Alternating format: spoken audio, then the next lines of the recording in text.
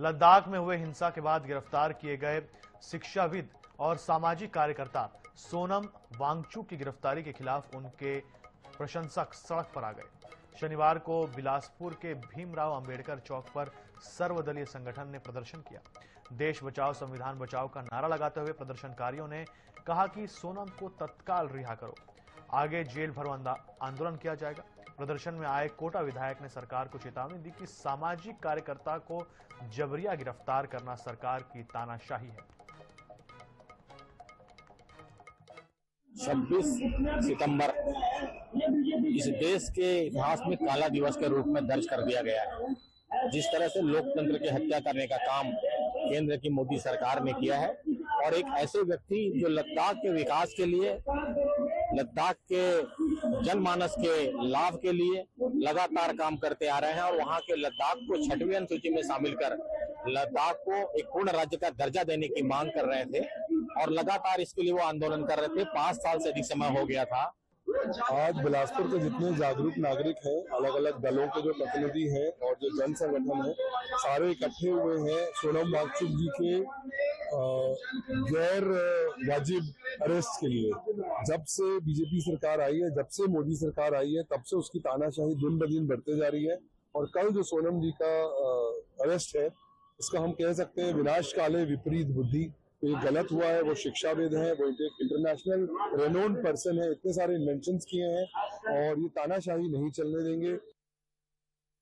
लद्दाख में हुए हिंसा और सोनम वांगचुक की गिरफ्तारी के खिलाफ आज सर्वदलीय संगठन ने बिलासपुर के भीमराव अंबेडकर की प्रतिमा के सामने में एक प्रदर्शन किया है। हमारे साथ कांग्रेस के कोटा विधायक अटल श्रीवास्तव मौजूद है, उनसे बात करेंगे। जी, ये प्रदर्शन कर रहे हैं, काहे का प्रदर्शन?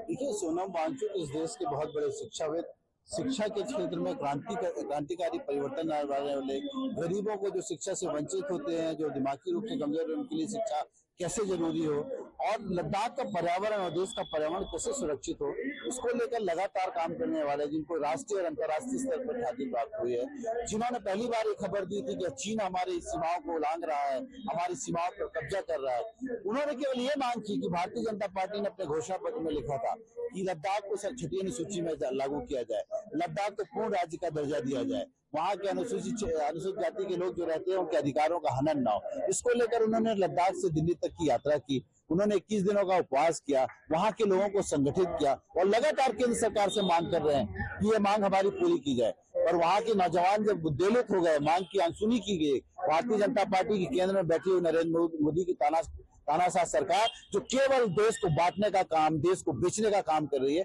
उन्हें लद्दाख के लोगों की आवाज सुनाई नहीं दी। तो वहां के लोगों ने भारतीय जनता पार्टी का कार्यालय जला दिया।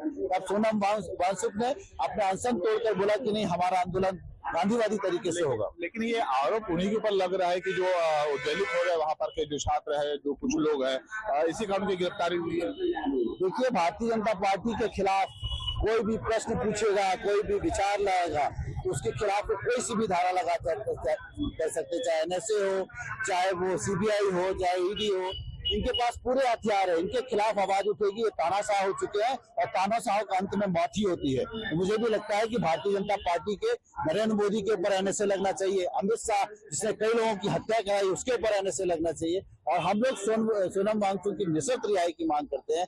नहीं तो आने वाले समय पूरे देश में आंदोलन होगा, एक गांधीवादी तरीके से आंदोलन होगा, जेल भरो आंदोलन होगा उसकी निःशर्त रिहाई के लिए। तो देख सकते हैं, ये कोटा विधायक अटल श्रीवास्तव, इनके साथ तौर पर ये कहना है जो सोनम वांगचुक है उनको गलत तरीके से गिरफ्तारी की गई है, उनकी तत्काल रिहाई करने की मांग किया जा रहा है और साथ तौर पर कहा जा रहा है गिरफ्तारी नहीं होती है तो इस तरह ये आंदोलन तो पहले चरण का है, इस तरीके से आंदोलन पूरे राज्य में और पूरी तरीके से देश में भी होगा और जेल भरो आंदोलन भी किया जाएगा।